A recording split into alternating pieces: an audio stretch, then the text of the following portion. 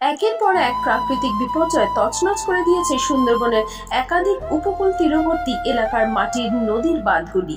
একের পর এক বিধ্বংসী ঘূর্ণিঝড় আঘাত হেনেছে সুন্দরবনে। 2021 সালের বিধ্বংসী ঘূর্ণিঝড় ইয়াস তছনছ করে দিয়েছে সুন্দরবনের একাধিক উপকূল তীরবর্তী এলাকাগুলি।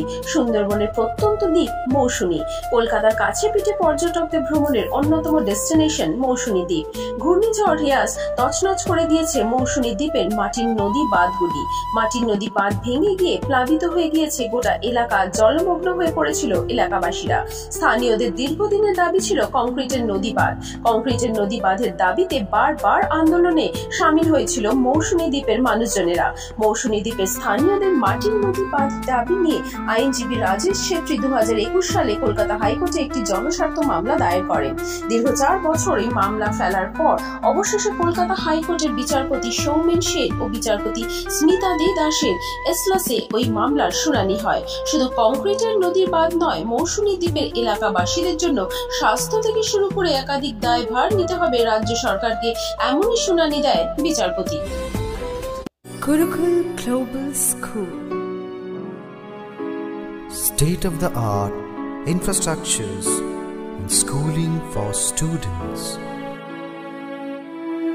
It goes with a motto, enlightening. বাসী হিসেবে আমাদের এই যে হাইকোর্টে যে দুজন বিচারপতি রায় দিয়েছে, এই রায় অনুযায়ী যদি নদী বাউন্ডারি ঠিকঠাক হয়, তাহলে আমার মৌসুমী দ্বীপের মানুষ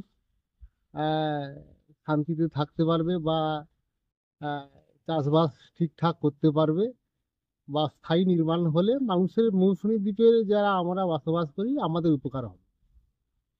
আর হসপিটাল যেটা বলছেন, এখানে আমাদের একটাই মাত্র স্বাস্থ্যকেন্দ্র, ডাক্তার তো একদমই নেই, কোনো ডাক্তার এখানে নিযুক্তও হয়নি, নামমাত্র একটা স্বাস্থ্যকেন্দ্র পড়ে আছে, সেই স্বাস্থ্যকেন্দ্রও নির্মাণ হয়নি, চারদিকে জঙ্গলে ভরা, নামমাত্র একজন কম্পাউন্ডার আছে আর একজন ওই নার্স আছে।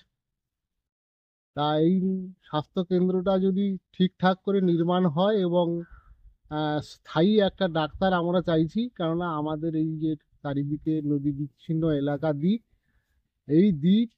এই দ্বীপে 30,000 মানুষ বসবাস করে।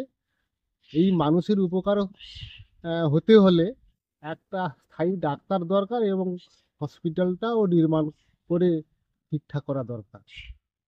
আর ব্রিজ, আমাদের মৌসুমী দ্বীপ একটা